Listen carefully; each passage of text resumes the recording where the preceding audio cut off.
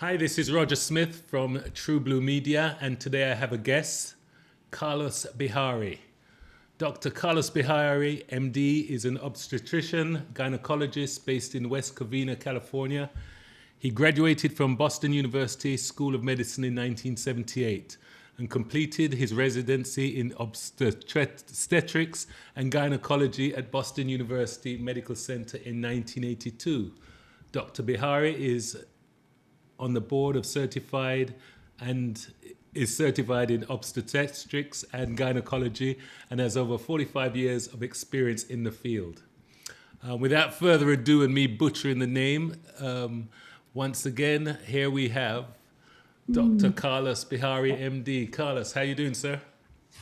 Pretty good. Thanks for that introduction. Not And a problem. yes, you did butcher obstetrics and gynecology. Okay. Might I, might I say next to brain surgery? That's one of the most important ones. Okay, thank you very much. It, Anyway, it's one of those words after you've had a couple of drinks, it doesn't go down too well for you to pronounce it, you know? okay. All right.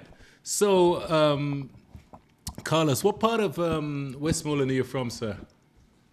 Well, I'm really from George's Plain, Okay.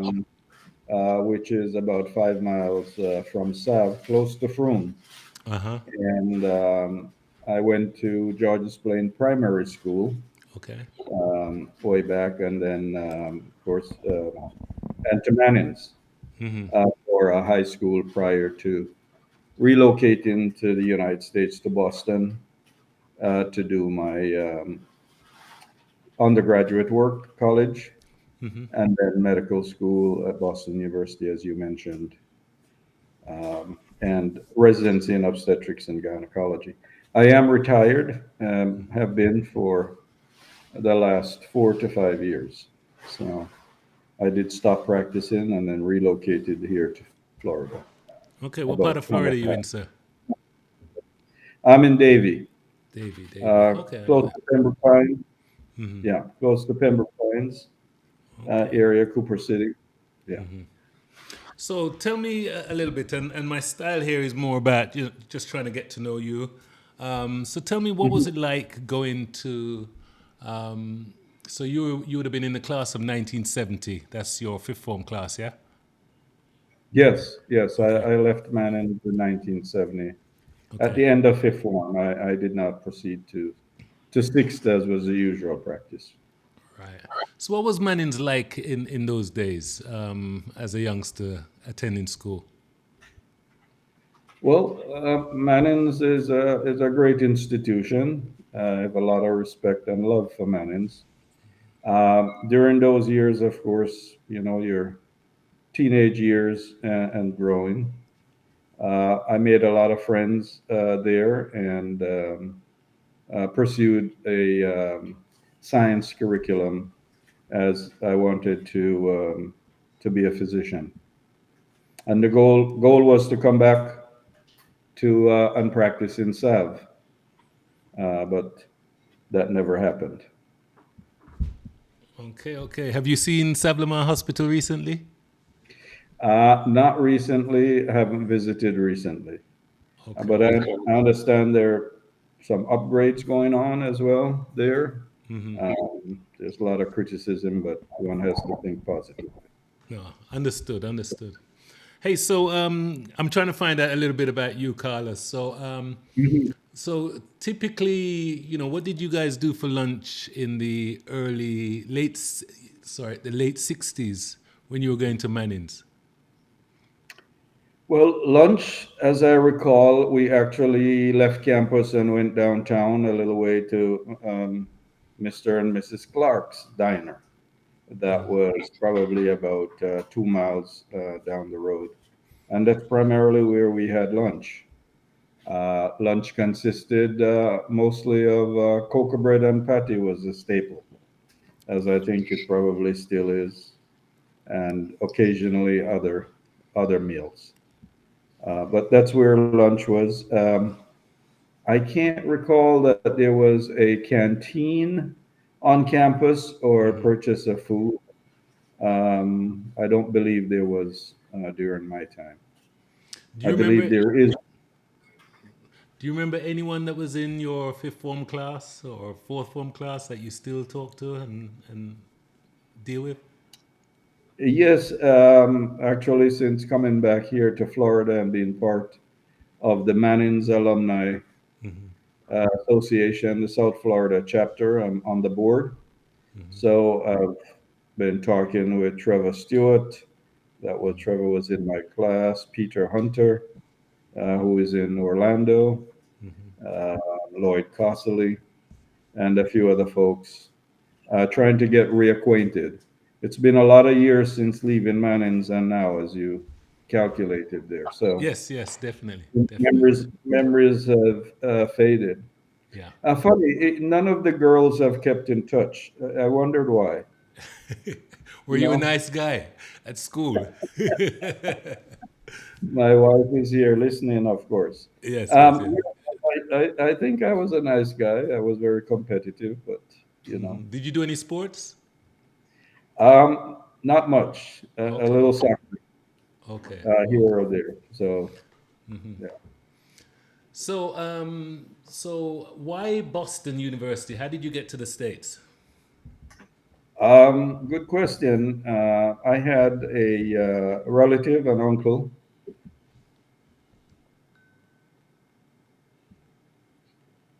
He was in training in Boston, Okay, and so it was from that family connection that I was encouraged to come to Boston to pursue college.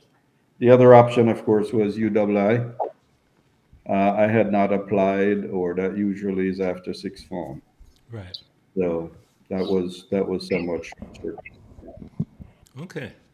So, lighthearted. What is your drink of choice nowadays?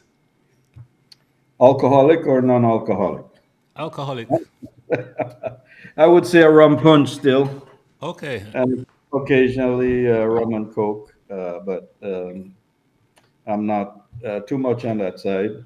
Okay. And When you say rum and coke, what kind of rum you talking about? Good rum or oh well, just the one I know when I was younger, just straightforward Appleton. That's about it. I okay. know, I understand they now have 12-year-old, 20-year-old, and so forth. So I'm not, Yes. I'm not into those regal types as yet. So. Okay. What about food? My special, my love is still curry goat, rice and curry goat. I can't get enough of curry goat. So, White rice? but I like rice and peas. Yeah, and curry goat, of course, oxtail, Yes, which is yes, yes. priced off the menu in most places. But Yes, true, true, true. All it's too right. bad the cow doesn't have more than one tail. You know, and Yep. how Jamaicans have made oxtail an Famous. international dish. Yes, yes. So. I wanted to ask you. So, apart from being a medical doctor, have you ever done any other job? Well, Dig, um, dig hole or anything like that? Plant. actually, in medical school, I had to work my way through to pay my Okay. way. So I was actually a janitor in the hospital where my uncle was doing residency. He got me a job there, and so I did that. I took care of research animals for a while, and so I'm used to cleaning poop. Okay. The other job I did was as a maintenance man in a hotel in Boston. These were all during time that I was going to school there in order to earn my way. Okay. Okay. So those are the types of jobs prior to medical school, and then strictly medicine thereafter. And now in retirement, I'm in the hospitality business now, um, and have evolved into that out of necessity right now. So Okay. Okay. yeah. So, do you have any vices? I have to have others tell me what those are, but I Okay. don't know. And do I have any vices? not generally. Sometimes I don't listen to others as well as I should. Uh-huh. Maybe that's Oh, I was thinking drinking or smoking or, staying out no. late at night. I didn't have those privileges when I was growing up, as the academic curriculum placed me by my mom was pretty strenuous. So Okay. I actually never finished smoking a cigarette Wow. or marijuana, which you would think Hmm. from Jamaica we had that exposure, but can't say I had any of that. So. Never too late, sir. Never too late. Okay. We'll have to see how that evolves. So. Right, right, A glass of red wine right. Hmm. here and there with dinner Hmm. is probably most drinking I do currently. Okay, okay. So, Yeah. so your job as an MD, did you really enjoy what you done? Because I mean, you were in it for a long time. What drew you to get into that line of work? Well, Obstetrics and frankly, gynecology. See, I can say it now. oh, okay, you got it now. You, I uh, say Appleton. Okay. yes, you're going to be an honorary one by the time we finish this Yeah. interaction here. Yeah. Well, we have a few physicians in our family.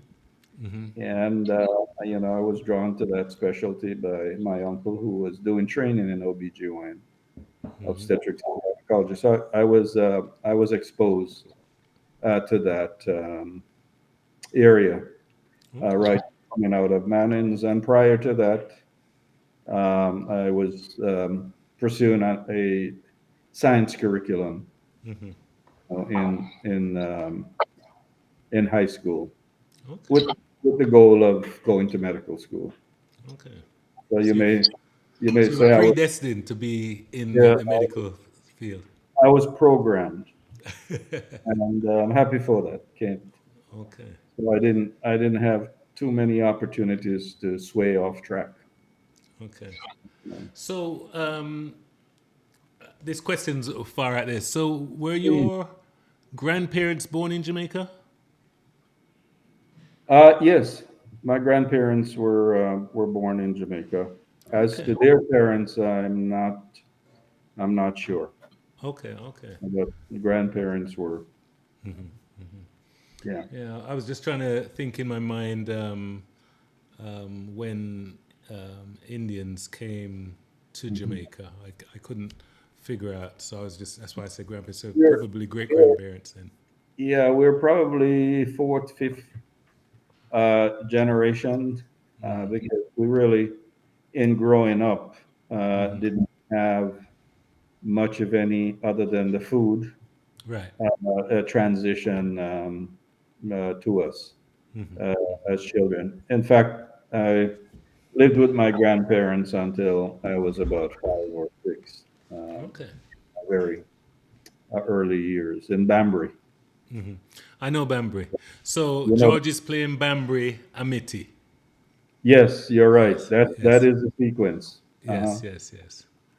All Hmm. right. So no, I Yeah. know that area very very well because I spent a lot of time in 5 years in Piper's Corner, which is Uh-huh. when you go across Amity, like you're gonna go to Ferris Yes. crossing way there. Hmm. So, Carlos, are you religious, and how does religion help you in your life today? Um, I would say so, and my wife is religious also, so that drags me as well. But I must say, I am. I was brought up as an Anglican when Okay. I was in George's Plain, Okay. and was a choir boy Uh-huh. and all that on Sundays, dressed up and so forth. And Okay. then has evolved into a Methodist, as my wife is a Methodist, and presently we are members of the Methodist Church, and going to be here in Florida as we have relocated here. In my years as a physician, I must say and proudly that I do really rely on or relied on my religion, um, relied on the guidance of the Lord in the practice of medicine, particularly when I would have a difficult surgery. Um, we, when I say we, my wife and I and prayer group would pray for patients. Okay. And um, I have the practice when I'm scrubbing for surgery right outside the OR. That's when I would say my prayers. Okay. Okay. Yeah, and ask for guidance and a steady hand and um, trying to make the best decisions, for the patient as well. So That's good. That's it's good. been it's been very positive and helpful, and I think has brought good results for our patients as well. Cool. I don't believe I can do it all by myself at all. I'm just an instrument of the one above, and given the knowledge and the expertise to apply that in a way that helps others. Carlos, how do you overcome obstacles that come in your way? Negativity, things that could normally drag you down. What are your go-to things to do to overcome? Well, that's a very challenging question, but we've all had those days. I think after passing through some of the immediate pieces, the ultimate go-to is prayer and to ask God for guidance. Um, I think self-reliance also, believing in yourself, and that whatever that obstacle is, you may not be able to go through that concrete wall, but going around it may be the answer. And oftentimes, it may not require an answer right there and then. It may be something that can be deferred to another time. So I think looking at issues is, do I have to take action immediately there and then, and what potential dangers exist if I don't act, and if I act, some of the pros and cons. So that type of analysis, and then self-reliance, and seeking guidance also from others. That's good. That's good. Hey, when we leave this earth, Hmm. Doctor, what do you think happens to us? Ah, well, this is an answer out of faith. Our teaching is that there is a heaven, there is an earth, and we strive for forgiveness for our sins, so we can join our Maker and others, in heaven. What that exact existence is in spirit as the physical form disappears. Um, and I do think we live on, um, with time, but no one has been back to tell us what it's like, as you know. So it's on faith, is on teaching, and relying on history. But there is no absolute. And when there is a question, of course, we fall back to our religious teaching. And as you know, different religious ordination, religious groups, religions have different perspective on that question. But most still, we all still pray to one God, and invariably the same one. So, We hope. yes, yes, we hope. We hope. Okay, okay. So, how do you manage your mental health? You know, when you're having a, you know, everybody needs a time to go scream in a closet somewhere. What do you do? For me, I'll have a Jamaican cigar and I'll have a rum, and my wife will tell me it's going to be okay. What do you do, Carlos?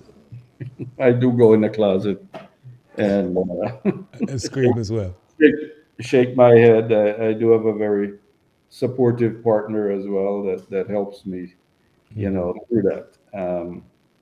None of us are immune from that. So we have we have our days and we have our times. I think we have to do a lot of self talk Right.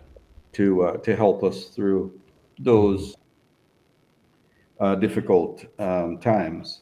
And when you have a large family like I do, invariably there are many uh, family associated issues and support that you have to provide to others. So oftentimes it's not just yourself, but Understood. in making those decisions, you seek the guidance and you try to make the best decision based on the information that you have at that time, being willing to change if that information changes. And as you know, no information is perfect, Yes, true. and neither is it ever complete. So it has to be willing to change.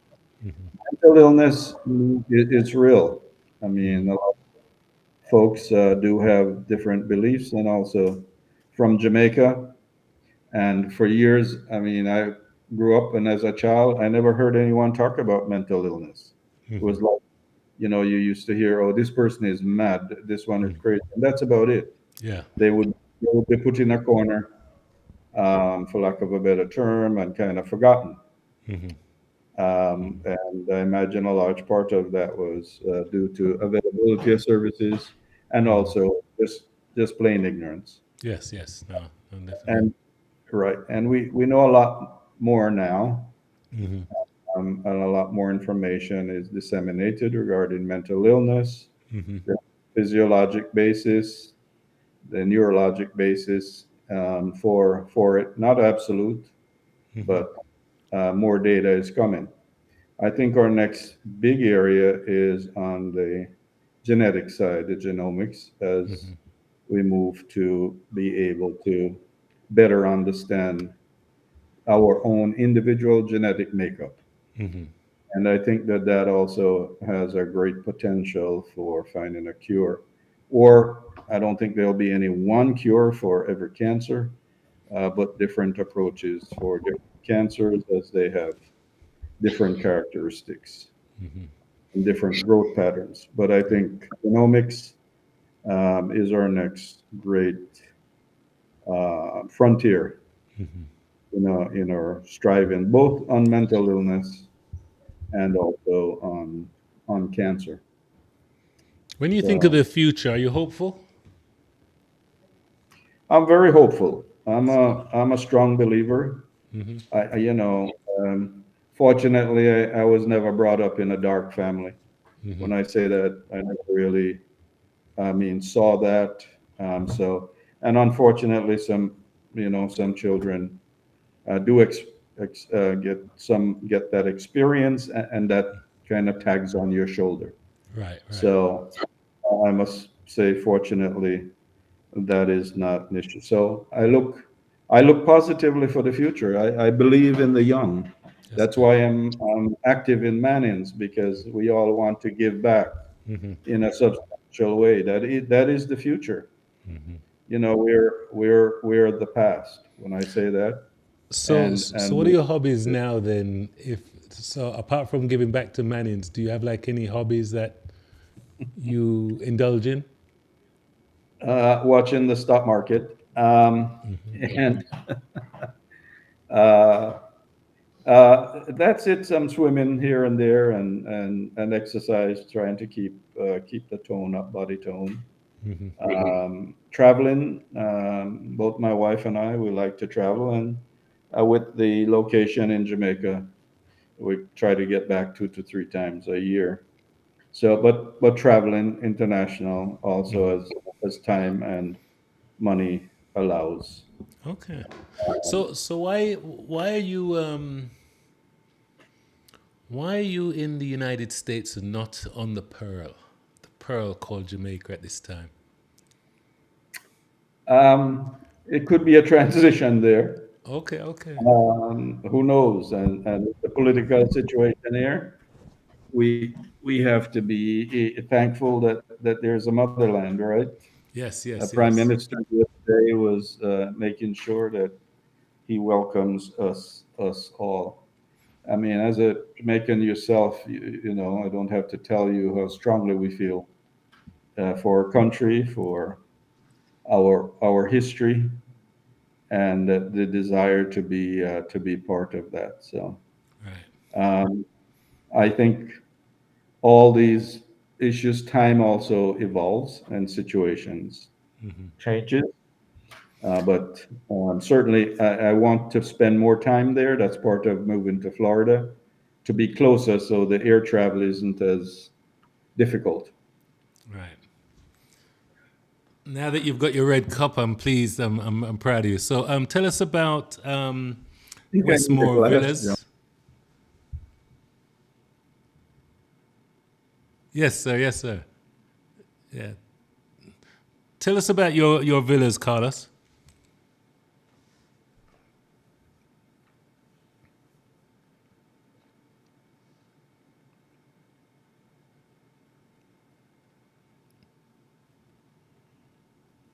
Uh,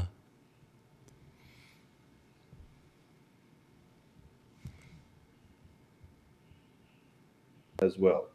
So we have two bedrooms. They're about 1,600 square feet, which is huge compared to a lot of other places. The one bedrooms are about 1,000 square feet and can accommodate up to four individuals or so.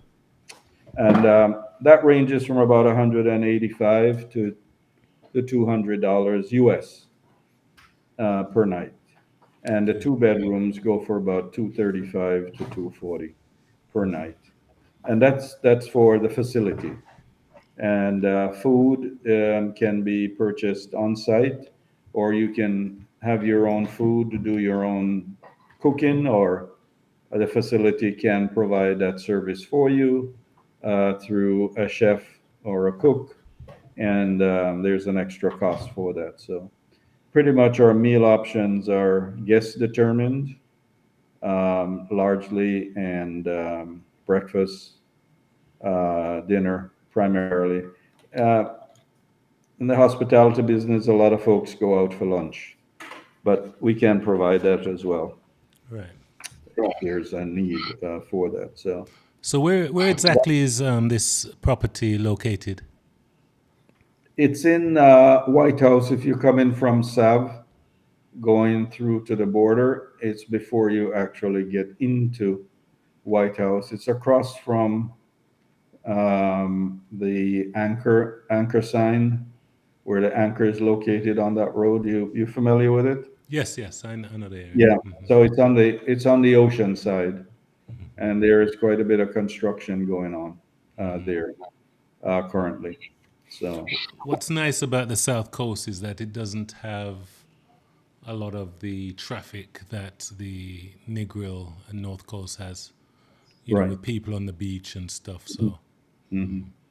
It is developing, as you probably know. There's a large White House beach club that's up the road. We are about a mile from Sandals, South Coast. So that area around there is developing very rapidly. So unfortunately, yeah, the traffic situation will change with some times, and hopefully there will be more services coming in there. Our real challenge is internet and telephone, as it is across the country.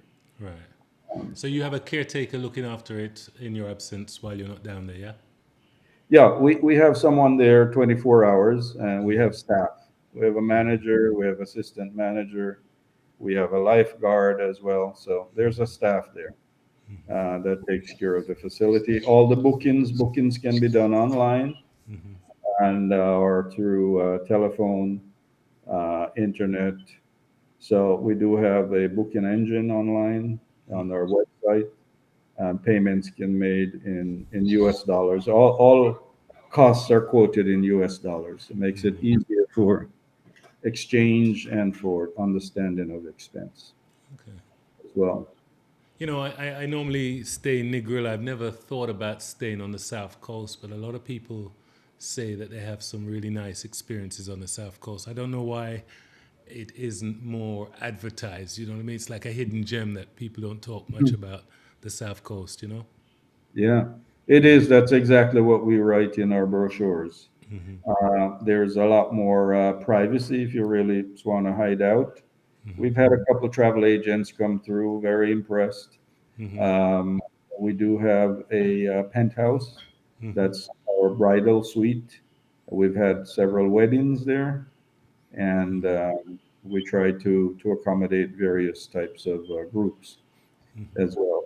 But it's not Negril in the sense of the history. But again, the congestion on the north coast and also on Negril. It's a great location for retreats and for company events. Uh, as you're looking for someplace off the beaten path to have that, so staff can prepare what is necessary, and we can accommodate 40 people or so with the facilities that we do have. We do have day visitors as well, day passes. About $25 per person. You can come in, use the facility for the day. You can purchase food. You can bring your own food. We're not Okay. limiting folks, as we're not trying to. We're not running a restaurant, in other words. Right, right. So So, the what are goal the the goal. amenities like in the local area I'm sorry. around? What are the amenities like in the local area? Well, additionally, we are not too far from Wyest Falls, which is in St. Elizabeth. There we're about 20 minutes. There are several restaurants available in White House and also in Black River, Okay, which is Black River is about 25 minutes understood. further on the south coast. Yeah. Um, so that is available. There's sandals there. However, again, that's an all-inclusive. Um, but folks, I believe they do have some day pass options there as well. Golfing, you really would have to go Montego Bay, or I don't think there's any golf courses close by other than Negril. Right. Negril does have a golf course, as you know. And then Santa Cruz, Mandeville is not too far away, Okay. uh, heading towards Kingston. So it's So, it's when you come largely from the airport, when you travel to White House, you don't go in the north? You don't go to Negril. You cut no, through yeah, Darlington and come through. yeah. You come by Darlington, you come by Long Hill. So instead of heading to Negril, you make a left and go up Long Hill, and take that all the way across to Galloway. Okay. And instead of going right to Sav, you continue through Waterworks Okay. and then Ferris, to Ferris, and then a left there on Ferris, and Kiev, you're on the way. Bluefields. Yeah. Yeah. Mhm. You see, You got I it. know where Yeah. I'm talking about, yeah. Yeah, you are. You are. All right, all right. So anyway, I'm gonna Yeah, add I'm gonna put the website down in the instructions so everyone can see, sure. what we're talking about. But the property, honestly looks really, really nice. Really nice, really nice property. Um, and what's really struck me was how close the property is to the beach itself. It looks like it can't be more than 20, 30 meters to the beach. So that's what's, really nice about it, from what I can see. It is beachfront, and we the shot you're showing is a little bit dated, but we do have a beach building with 4 units recently completed. That's about 20 feet from the water, 20 to Right. 30 feet we get out. So it is there, and the beach again. We all want that, and as a Jamaican, I yearn for being having a beach property in my family and others. And the goal now is to make it as available as we can Yes. for other folks.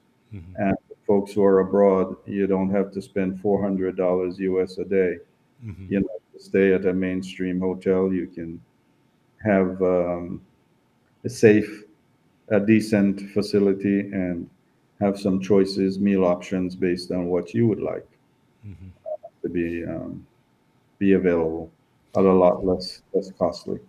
When you look at occupancy levels throughout the year, when is your quiet time and when is your busy time?